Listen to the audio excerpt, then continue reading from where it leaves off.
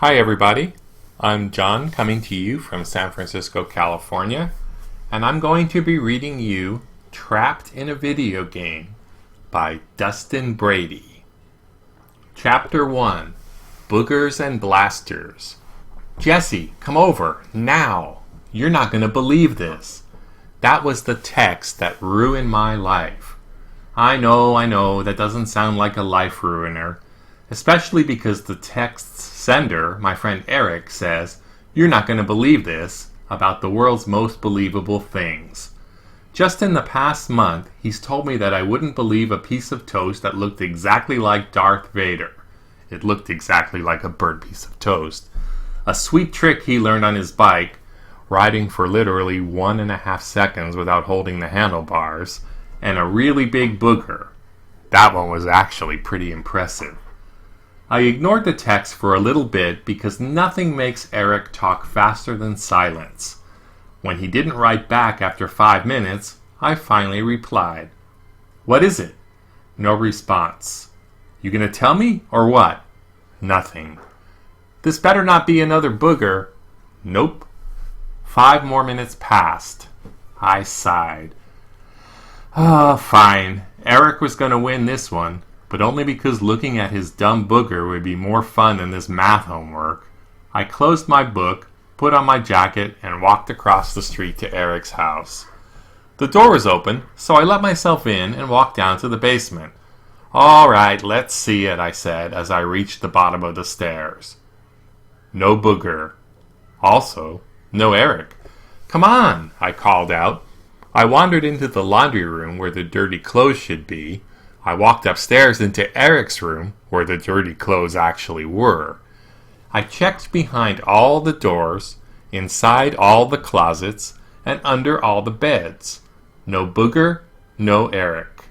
I couldn't believe it. Ever since Eric's family moved into the house across the street from mine in first grade, his favorite activity has been playing practical jokes on me. I appreciate a good practical joke as much as the next guy. Unfortunately, none of Eric's practical jokes are any good. Because he's so impatient, he ruins every joke before it even begins. I don't know how many sleepovers I've been to where Eric has tried to dip a sleeping friend's finger in warm water, only to have the water dumped over his head by the victim, who'd had his eyes closed for less than 30 seconds. So, on one hand, I had to admire Eric's commitment to this particular joke. On the other hand, it may have been his dumbest yet. Back in the basement, I decided I'd had enough. "Okay," I yelled to an empty house. "I'm going back home now. I have to finish the math homework due Monday. Maybe you should do the same." More silence. I looked around. The only sign of life anywhere was a video game paused on the TV in the corner. Eric loved his video games, especially the one on the screen right now, Full Blast. Never heard of Full Blast? That's because it's not out yet. Eric got it 2 weeks ago from Charlie, the coolest kid in our class. To clarify, Charlie isn't the coolest kid in 6th grade because he's actually a cool kid. He's the coolest kid because his dad works for a video game company and sometimes gives Charlie's friends early copies of games to test. For the past 2 weeks, Eric's mouth has been going full blast about Full Blast. "Jesse, I'm telling you, it's the greatest video game ever made." "I don't care. All these aliens are trying to take over the world, and you're the only person alive who can save everyone because I don't care. Because you found one of their blasters, and once you charge it to full blast, you can, I don't care. You can start shooting." Eric never stopped trying to get me to watch him play his new game. I never went because I would rather get sprayed in the face with a fire hose full blast than watch someone else play video games. I don't hate video games. I'm sure they're fine. I've just never really had time to sit down and play them. I walked toward the TV. I'd never heard Eric rant about a game like he ranted about this one. Maybe I should give it a chance. At the very least, it would probably beat math homework. I picked up the controller and looked at the screen. "Are you sure?" "Yes." "No." I paused for a second. Should I? What if I erased Eric's save game? Nah, he wouldn't mind. He'd just be happy I was trying a video game. I clicked yes. The instant I did, everything went black. Not everything on the screen, everything in the room. Chapter 2. Humanity's Only Hope. You know that feeling you get when you're drinking milk while skydiving and your skydiving buddy tells a funny joke so you laugh the milk out of your nose and then you throw up at the same time? No? That's not an experience everyone has? Well, anyways, that's exactly how I felt after clicking yes. Like I said, everything went black the second I pressed the button. I panicked and felt around for some sort of undo. One problem. The controller was no longer in my hands. I reached back for the couch. That caused me to lose my balance and start falling into the blackness. As I fell faster, my insides started feeling like they wanted to be outsides. And then I think I barfed. And then I thought, video games are the worst. And then I blacked out. When I finally opened my eyes again, I was staring at the sun, which is funny, because if there's one thing that is definitely not in Eric's basement, it's the sun. I felt the ground. Dirt. Okay, super weird. I closed my eyes to get my bearings, and then I opened them again to see two angry eyes 2 inches away, staring back. Ah! Nap time's over, maggot! The 2 eyes were attached to a snarling drill sergeant who seemed just like the most furious person ever. I tried backing away. Look, I don't... This is a big... Okay, listen, if you just call my mom... The drill sergeant did not seem interested in clearing things up with Mrs. Rigsby. Instead, he picked me up by the neck, just like a bully on TV would. Listen, maggot, I don't know how you got that blaster attached to your arm, but it's there now, and we're going to use it to... The what? Attached to my what? I looked down. A blaster attached to my arm, where my left hand should be. Ah! My screaming did nothing to stop the drill sergeant from continuing his little speech. Blast the alien scum back to whatever rock they came from. You are humanity's only hope for. Ah! This planet. Your mission will be long. Your mission will be difficult. Your mission will probably be deadly. But you... I continued screaming through the rest of the speech. After a few more minutes of talking about how I was probably going to die, the sergeant let me go. I sat on the ground, hyperventilating, and trying to tear the blaster from my arm. Over my breathing, I heard the sergeant start talking again. I looked up at him. What was that? He stared angrily for a few seconds before repeating himself. Move the C-stick to walk around. I blinked a couple of times. Listen, I don't know what this is supposed to be, but you've got to help me. He stared back. I took a few steps closer. I'm not supposed to be good. Now press A to jump. I squinted at him. Are you even listening to me? He didn't react. Okay, my name is Jesse Rigsby. I'm in the 6th grade. I am not some sort of alien slayer. I don't even believe in aliens, if we're being honest. Can you please just help me get this thing off my arm so I can go home and finish my homework? Please? Press A to jump.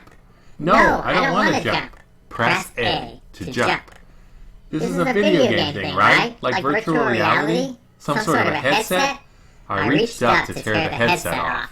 Instead, I bonked myself with the very real blaster stuck to my very real arm. Press A to jump. Okay, Eric. Eric Conrad, hyperactive kid about yay high. He's the one who brought me here. You've seen him, right? Press A to jump. Fine, I jumped. Happy now?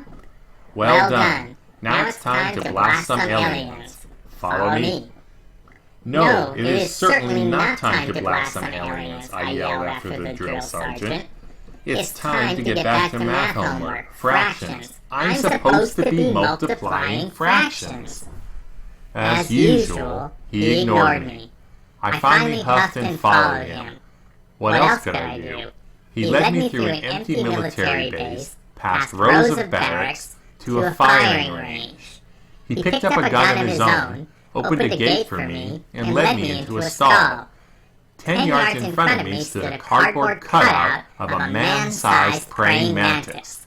This is where you'll learn how to use your blaster. I very much don't want to use my blaster. Press B to fire. Okay, that's another thing. You keep telling me to press all these buttons, but what am I supposed to do if I don't have a controller? I did have a controller, but it disappeared when I fell into your weird alien place. So now what? Press B to fire. You are the least helpful person ever. Press B to fire. Like this. He held up his rifle and shot the cardboard cutout. His gun made a little pew sound, and a tiny hole appeared in the cardboard. It looked like he had shot it with a pellet gun. Fine, I said, as I felt around my gun for a button or trigger. Nothing. There's no B button. Are you happy now? Can you take this? At that moment, I squeezed my left hand, or where my left hand should be, and the blaster on my hand fired a glowing white ball. The white ball hit the cardboard and instantly vaporized it. What was that? Very good. You might save us all yet. Just then, a much larger, much scarier praying mantis cardboard popped up. Now, hold B to charge your blaster. When it gets to full, blast. This is full blast. I'm inside a full blast. Of course, Sergeant Sandpants wouldn't answer me. He just kept yapping away about charging and blasting and then other weapons that you will discover along your journey. I attempted to leave at one point, but no matter how hard I tried, I couldn't seem to climb out of the firing range stall. After a half hour, I vaporized a row of cardboard praying mantises with a machine gun, and the sergeant deemed me ready to defeat the alien scum. Oh, no, I said. Just point me to Eric Conrad, please. A glowing vortex appeared behind me. You're being dispatched to the alien outpost in the Rocky Mountains. Oh, no. Godspeed, soldier. Godspeed. The vortex got bigger. No. I tried running away, but it was too late. I got sucked in. Whoosh! Everything disappeared again. More skydiving milk snorting. Finally, the falling stopped. I kept my eyes closed for a second longer, praying that I'd open them to find myself back in Eric's basement. Bad news. No basement. Worst news. Lots of snow. Worst news. A praying mantis the size of a tank was charging at me. Chapter 3. Blast, Blast, Squawk. I did the thing you're supposed to do when a man-eating praying mantis starts charging at you. I screamed like a girl. Ah! The praying mantis did not slow down. I tried adding running to the mix. Ah! Ah! Ah! Running over snow-covered rocks with a blaster strapped to your arm is harder than it looks. With the creature almost on top of me, I pulled out my last trick, screaming while curling into a tiny ball. But even that didn't work, because the stupid blaster kept getting in the... Oh, wait, the blaster. At the last second, I closed my eyes, reached up, squeezed my left hand. The blaster recoiled and I heard a shriek. I opened my eyes to see the praying mantis disappear into a ball of light. Wow. I almost died. Inside of a video game. I imagined the funeral.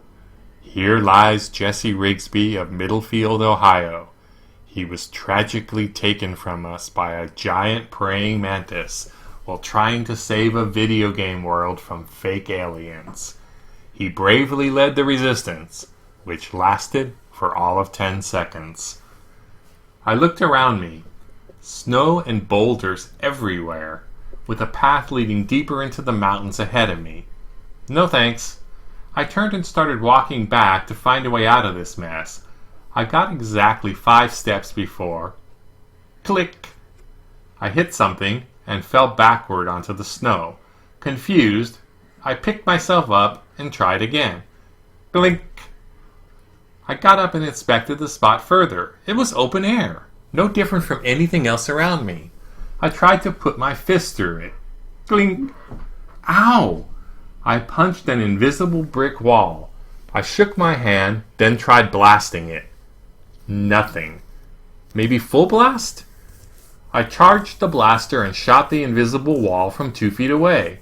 The ball of light absorbed into the wall and disappeared. I sighed, put my hand against the wall, and started walking to find an opening. After 5 minutes of walking along an invisible wall in the Rocky Mountains, not exactly an activity I thought I'd be doing when I woke up, I heard a noise to my left. I slowly turned. Through several pine trees, I could see 2 praying mantises scuttling back and forth, guarding the main path. I slowed down and crept quieter to keep from alerting the clink. The invisible wall had jutted in with no warning, and I clunked my head against it. One of the creatures turned. I stayed very still because maybe praying mantis aliens are like T-Rexes, where they can only see things that move. Squonk! Nope. Bad theory. Bad theory. The creature that had heard me was now standing on its back legs and making a creepy squawking noise while the other one charged. I ran as fast as my little legs would take me. While climbing over boulders and dodging trees, I kept reaching back and wildly blasting at my attackers. Blast, blast, blast, squawk. Blast, blast, blast, squawk. It may not surprise you to learn that the creatures with 6 nimble insect legs were quickly gaining on the off-balance person who did not post a mile time to be proud of in gym class the previous week. Blast, blast, blast, squawk. Blast, blast, blast, shriek. Got one. Unfortunately, I had no time to celebrate because the mantis I had vaporized was replaced with another one who'd heard his battle cry, and then another. I found the path and continued running and blasting wildly behind me, really wishing I'd brought my inhaler. But who brings an inhaler to a video game? I blamed Eric. He should have texted, "Come over, you're not going to believe this. Maybe bring your inhaler." Or, perhaps, "Come over, unless you don't want to get chased by man-eating aliens through the mountains." You know, just to give me a choice. As I ran and blasted, the terrain on either side of the path grew higher and higher until I found myself running through the bottom of a canyon. Praying mantises were now jumping into the canyon behind me, joining their brothers in a stampede of death. Suddenly, the canyon opened up into a big bowl with 50-foot walls. A dead end. I ran to the end, turned around, and started blasting. By this time, I was getting better at picking them off, but it was too late. For every alien I vaporized, 3 more would pour through the canyon opening. The horde got closer and closer. 30 yards away. 20. Then just 15 feet. I continued shooting while closing my eyes, preparing to meet my end. Then a chorus of shrieks. I opened my eyes to see the blinding light of 5 aliens getting vaporized at once. Before I could figure out what was happening, the wave behind them also disappeared. "Jesse!" I looked up. Eric Conrad, looking exactly like a superhero, was blasting away from the top of the cliff. "Hey buddy, what do you think?" "This is the worst! Get me out of here!" I screamed. "Glad you're having fun. Try charging up to full blast." I did what he said. It worked. I got a whole group with 1 blast. Eric and I worked together on clearing the entire canyon of aliens. After 5 minutes, the only group left was 3 stragglers coming in through the opening. I turned around to watch Eric line up the shot, and that's when I saw it. Sneaking up behind Eric was a jet black creature that looked a little more alien than a praying mantis with 5 legs. And it had 1 long blaster arm. Eric! He looked at me. The alien lowered its blaster. Watch out! The alien pulled the trigger, and my best friend in the whole world vaporized before my eyes. Chapter 4. Reality Mode. Eric had been my best friend since first grade. The first time I saw him, his parents were unloading the moving truck while Eric ran back and forth in the front yard wearing a coonskin cap and spinning the tail with his hand. I finally went over to ask him what he was doing. He said he was trying to fly and was getting close. I believed him because I was in the first grade, and all first graders believe that they're this close to flying. I decided right then to stick with this strange flying child and learn his ways. And for the next 6 years, I did stick with him. Through everything. We never learned how to fly, but we did learn how to jump pretty high off of homemade bike ramps, and start fires with magnifying glasses, and scare each other during backyard sleepovers until we were afraid to go into the house to pee. And now, he was gone. I blasted the alien that had blasted Eric, finished off the group coming through the canyon, climbed the rock wall to the spot where he'd been standing, and sobbed the whole time. When I finally got to the top, I stood over the black spot where my best friend had been. There was nothing left. Nothing to remember my friend. What would I tell his parents? How would I even get back to his parents? I stared at the spot for a few minutes longer, trying to wipe the tears from my eyes and forgetting that one of my hands was now a blaster and whacking myself in the face over and over, and not even caring. What you looking at, buddy? I whipped around. Eric, what are you... I saw... Yeah, I got vaporized. Then how are you here? I don't understand. Hold on. Are you a ghost? No, dum-dum. This is a video game. I just went back to the beginning of the level. I gave him a weird look. Wait, you thought I actually died? I continued my weird look. That would be crazy. That's not how video games work. You get killed once, and you're done with the video game forever? Just throw it in the trash? No. You just go back to the beginning of the level and start again. It doesn't even hurt. See? Eric pointed his blaster at me. My eyes got wide. No. Zing! And just like that, I found myself back at the beginning of the level, staring down a charging praying mantis. 1 second later, zing! Eric showed up too. And 1 second after that, shriek! Eric blasted the alien. Come on, Eric said, as he started walking down the path. Hey, I caught up with him. You going to explain what this is all about? Oh yeah, Eric's eyes lit up. Isn't this the greatest thing in the world? Can you believe it? No, definitely not. Is this real? Eric shrugged. I think so. Earlier this afternoon, I finally beat the game. At the end of the credits, a screen came up that said I'd unlocked something called Reality Mode and asked if I wanted to try it. When I said yes, I got sucked in like you did. But how did you text me? Huh? I asked how you texted me. Wait, Eric said as he dragged me into a small cave. Watch this. He shot a small blast into the snow to get the alien's attention. Soon, one came over, then two, then 50 or more. They were all trying to reach us, but they were all too big to fit into the tiny opening. Finally, Eric charged his blaster and vaporized the whole group in one shot. After the blinding light, we heard a chime and saw a mechanical part float over the snow. Eric woohooed, ran over, and clipped it onto his blaster. Now I can launch grenades, he shouted. Wonderful. Can you answer my question? I don't think you're grasping the coolness of the situation here. And I don't think that you're grasping that we are stuck in a world with aliens. Oh, we're not stuck, Eric said as he started walking. Really? Come on. I wouldn't have invited you in if there weren't a way out. So what happened? Dunk, dunk. I waited patiently while Eric shot grenades at two big trees. The grenades detonated in a flash of light and the tops of the trees disappeared. Eric nodded approvingly. At the end of each level, there's a portal that takes you back to real life. I finished 2 levels, then decided to go back and tell you about it. I knew that nothing I could say would convince you to come in here because you're such a baby. Dunk, dunk. Eric took out the alien that had shot him earlier. So, I just had to let you discover it for yourself. He turned and smiled.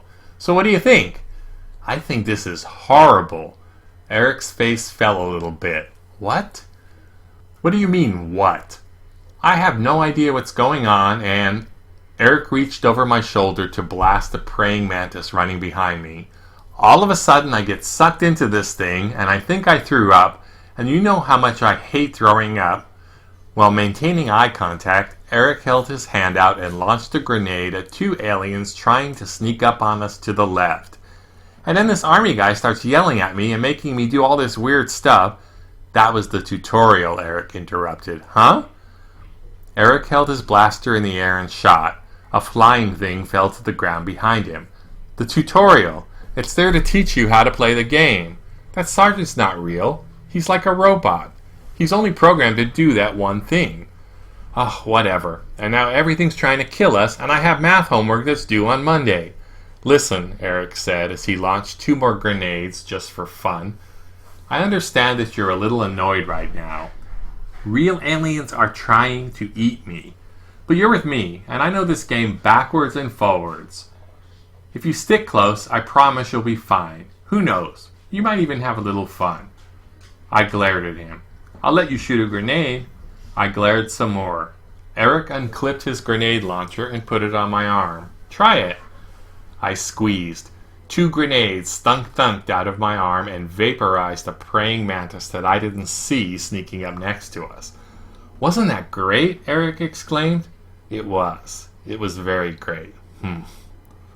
Come on. We've got an alien base to defeat, Eric said as he ran ahead. Eric blasted and whooped his way through the rest of the level, and I launched grenades willy-nilly. By the time we blasted our last alien, we were both out of breath. This is it, Eric said, as he led me through a final door inside the alien base. Inside, we found a room with 3 glowing portals. One said replay, another said home, and the last said level 2. All right, I'll let you keep going, I said as I took a step toward the home portal. Wait, Eric grabbed me. Don't you want to keep going? No, I told you I want to go home. Oh, 1 more level. Nope.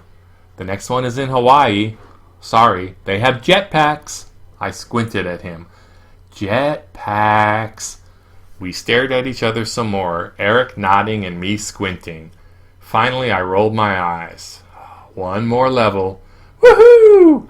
We walked past the home portal into level 2. It was the worst decision of my life. Chapter 5. Jetpack Joyride. I probably don't need to tell you this, but jetpacks are amazing. This is something I learned firsthand when Eric led me to a spinning jetpack at the top of a waterfall right outside the portal. Go ahead, strap in.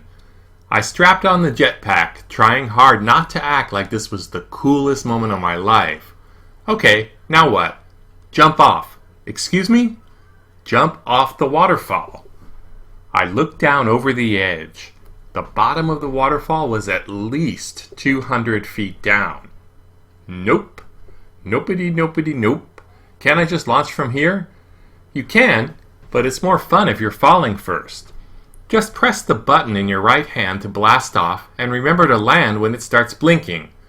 Wait, when what starts blinking? Exactly, now go! With that, Eric pushed me off the edge of the cliff of the waterfall. I've only tried the big diving board at the rec center pool once. Last year, Eric finally got me to climb to the top. At the top, I told him I changed my mind about jumping, so he helped by pushing me off. I landed on my stomach and got a red mark that lasted the whole day. The lifeguard kicked Eric out of the pool, and I punched him in the stomach as hard as I could to show him what my landing felt like. But neither of those things stopped him from cackling about it for the rest of the week. Now, here we were again. Me falling to a watery grave and Eric laughing above. If I ever survived, I would do a lot more than punch him in the stomach. As the river rushed toward me, I tried to remember what Eric had said. Do I push this button? No, maybe this. Whoosh! The jetpack roared to life. I stopped falling, and for half a second I found myself suspended in midair. I noticed the impossibly green rainforest around me, and the roaring river below, and the ocean in the distance, and I thought nothing could be more beautiful. Then I screamed into the air like an out-of-control bottle rocket. Wah! I blew past Eric, giving me a thumbs up at the top of the waterfall. You got it! I certainly didn't have it. I was spinning wildly and super close to upchucking again. But after 30 seconds of doing a perfect impression of an untied balloon losing all of its air, I finally started getting the hang of it. What followed was the best minute of my life as I flew around Hawaii by jetpack. I flew around Hawaii by jetpack. If there's a cooler sentence in the world, I can't think of it right now.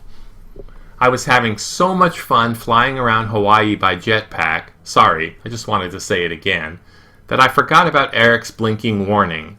Then, 500 feet above a volcano, my jetpack started sputtering. I looked back.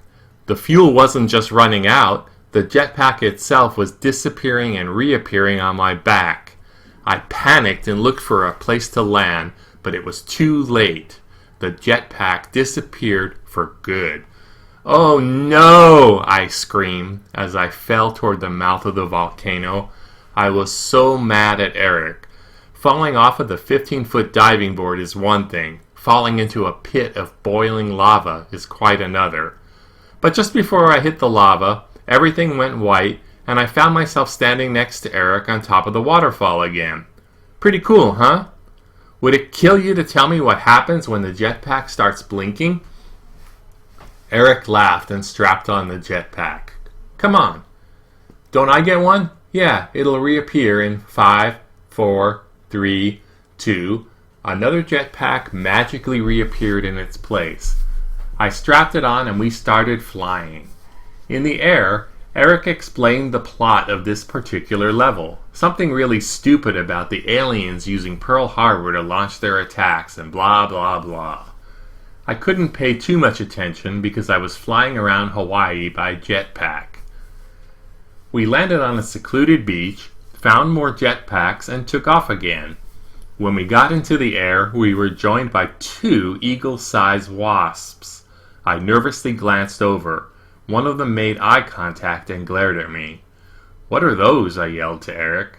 Oh, those are dumb. Do this, he said as he looped high into the air, circled behind one of the wasps, and blasted it. I don't think I can do that. It's not hard, Eric said. All you have to do is... While Eric talked, the remaining wasp's eyes started glowing red. Eric, what is that? Quick, pull up! I tried, but it was too late. The wasp zapped me with a laser. Ouch! Eric blasted the wasp and grabbed me. Come on. We landed on a black sand beach. At least I think the sand was black. It was hard to tell because everything was glowing red and pulsing. Here you go, try this, Eric said as he led me to a suitcase with a red cross symbol on it. I reached out to grab it. The instant I touched it, it disappeared in a flash of white and my vision cleared up. A warm tingle went through my body. Oh, what was that? A medical kit. Anytime you get hurt, just find one, okay? Okay. You ready to keep going? I smiled. Let's do this. Eric and I spent the day blasting our way through Hawaii. We cleared out the enemy patrols on the beaches, collected new laser upgrades for our blasters, and sunk all the spaceships at Pearl Harbor. At sunset, we landed on a cliff overlooking the ocean. See that island out there? Eric asked. I squinted. Yeah, I think so. There's something really cool on it. You want to check it out? What is it? But Eric had already strapped on a jetpack and jumped off the cliff. You'll see. I sighed, waited 5 seconds, and strapped on my own jetpack. Wait up!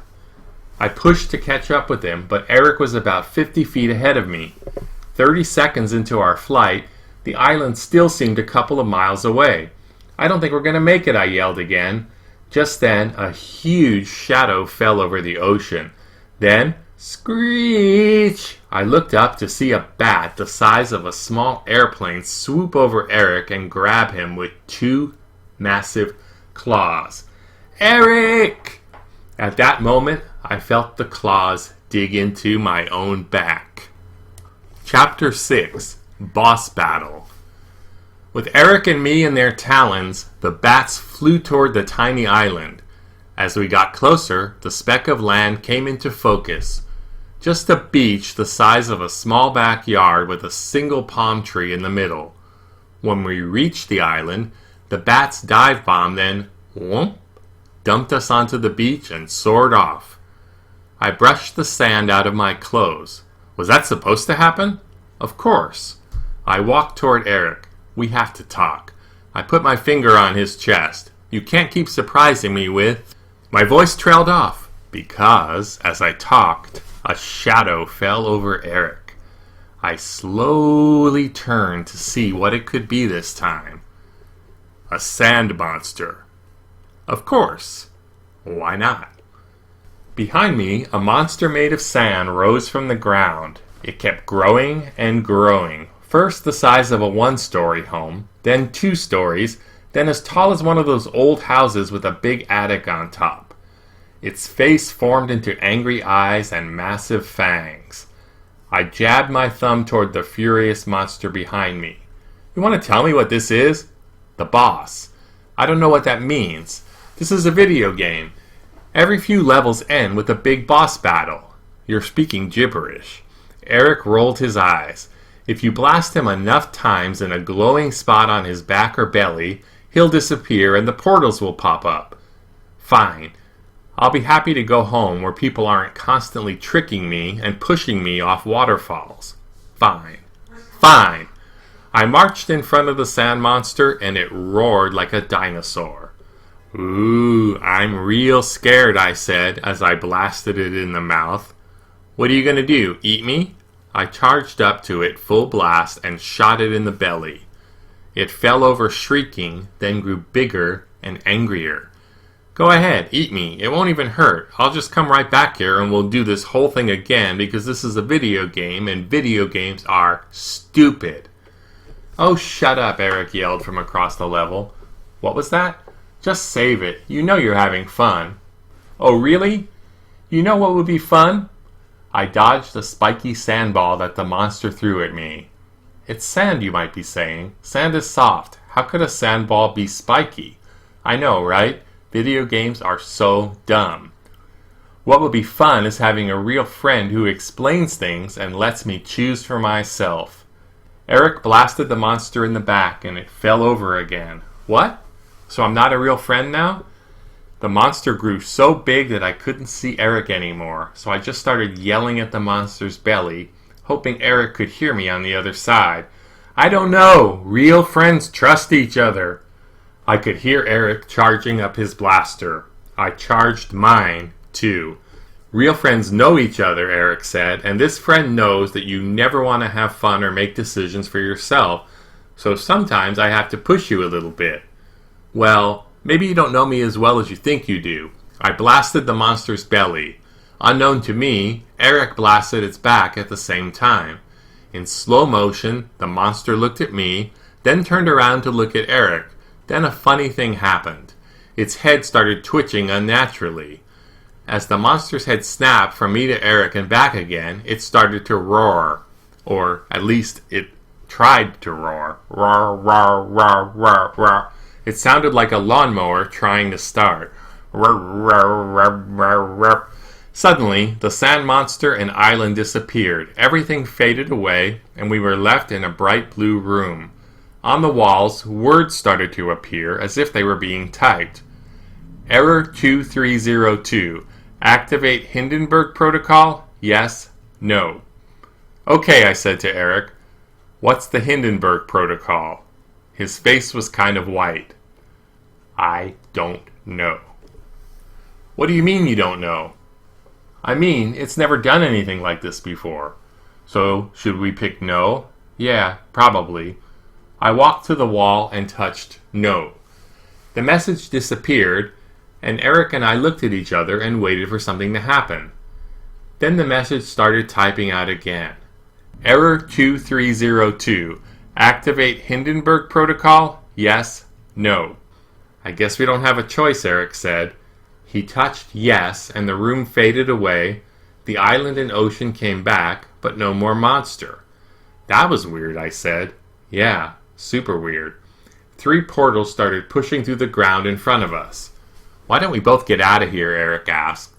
We walked toward the middle portal, the home one, but stopped short once it began revealing itself. Something was wrong.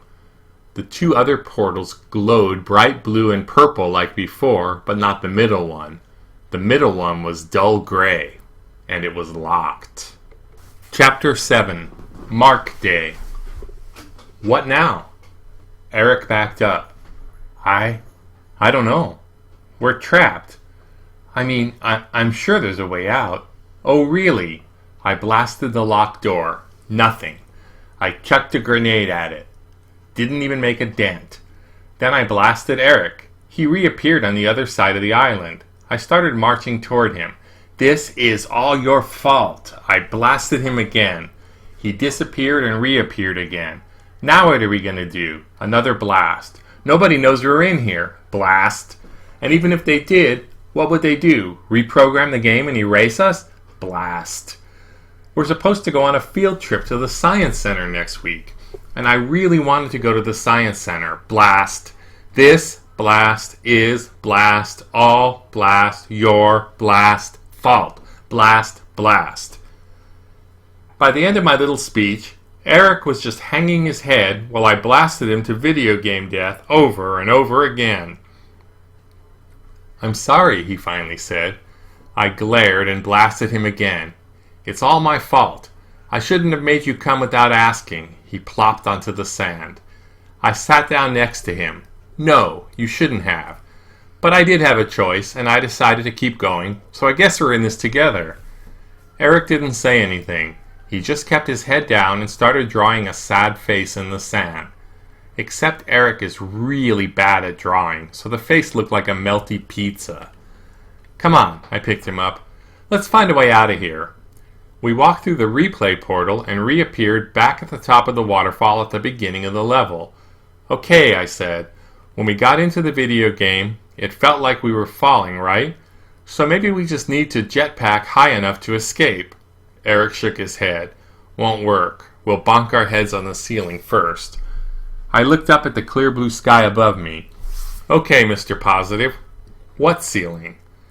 The whole world is way too big to put in a video game, so programmers make it look like their levels stretch on forever, but they put in these invisible walls and ceilings to keep you from leaving. I remembered the invisible fence in the Rockies. Okay, but maybe there's a portal hidden somewhere.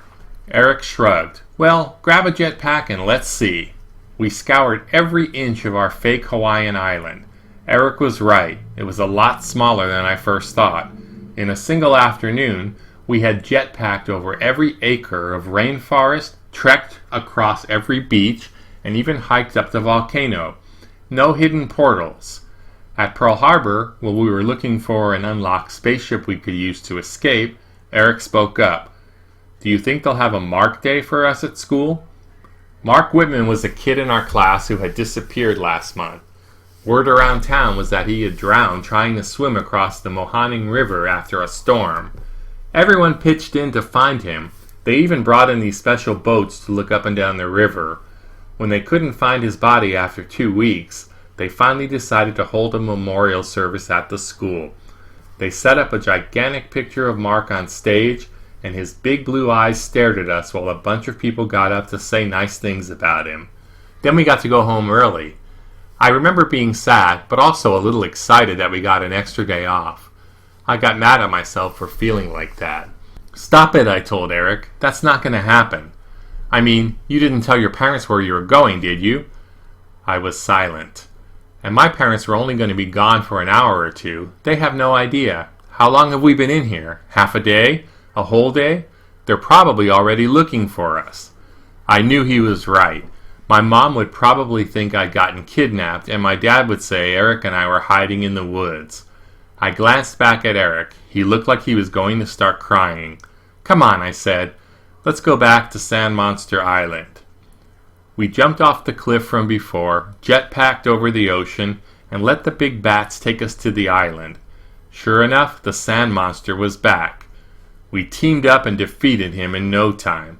This time, he didn't start glitching when we beat him. He just shrieked and disappeared into the island. In his place, the portals reappeared. But now, instead of 3, there were 4.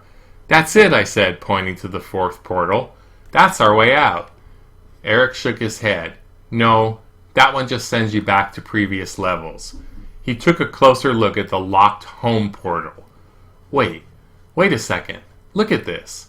We ran to the home portal. It was still gray and locked, but over the lock was now written, Level 20. "What does that mean?" I asked. Eric turned and smiled. "There are 20 levels in the game." "Okay.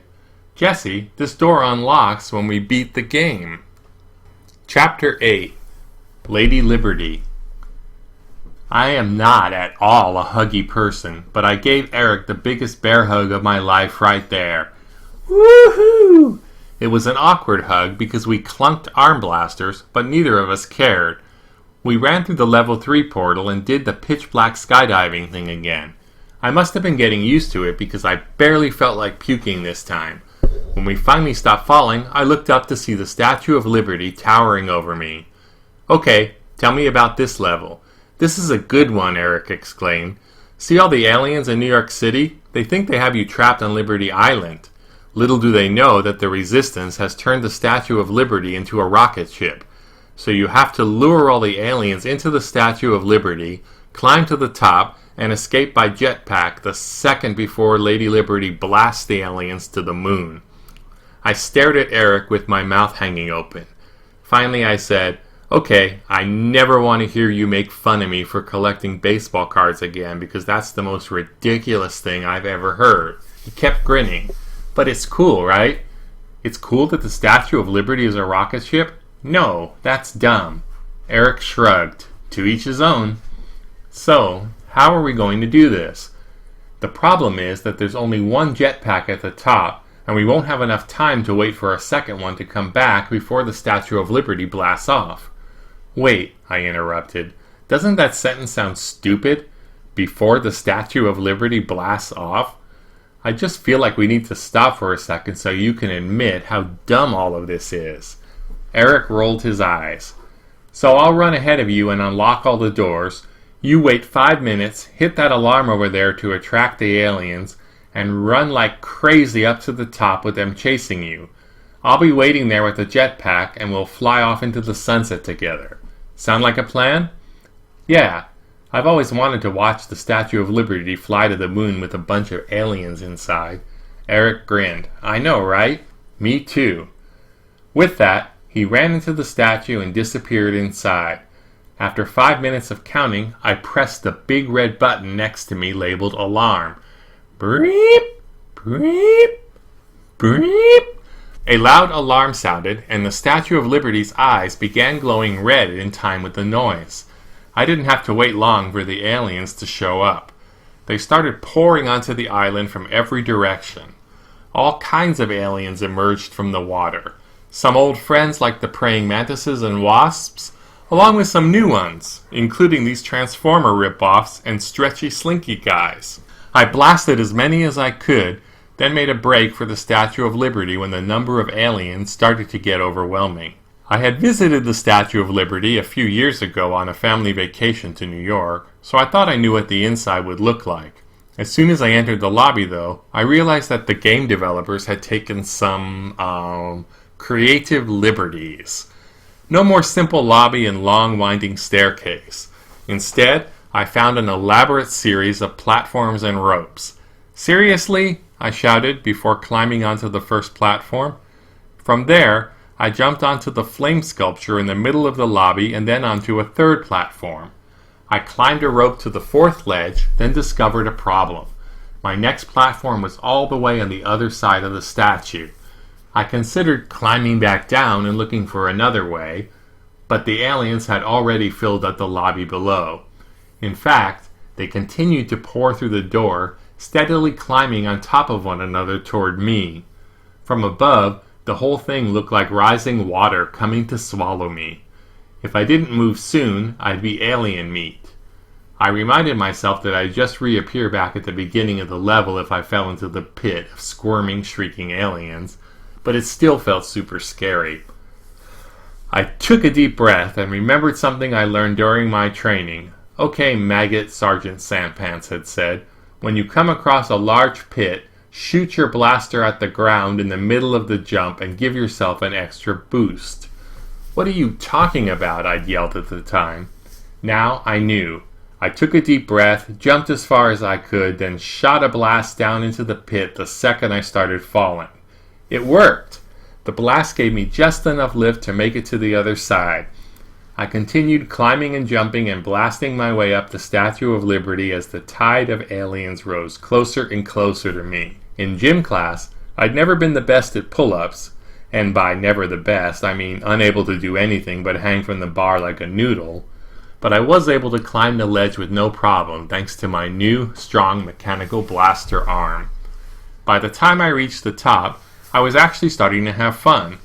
I opened a door and ran up the last staircase to the Statue of Liberty's crown. "All right, Eric, let's blow this popsicle stand." I don't know where that came from. Blow this popsicle stand is something I have never said once in real life, but it seemed like something a cool video game hero might say. I stopped in my tracks when I rounded the corner. In the middle of the room was Eric wearing a jetpack, pointing a blaster at me. Also, for some reason, he was wearing a gas mask. Oh, and one more thing. His right arm was long, slimy, and gray.